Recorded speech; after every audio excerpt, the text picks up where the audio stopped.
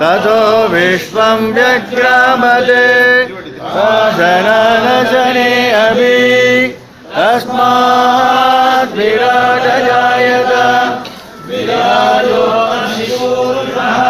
स जातो अध्यरिष्यत पश्चात् भूमिमतो पुरः यत्पुरुषेण हविषा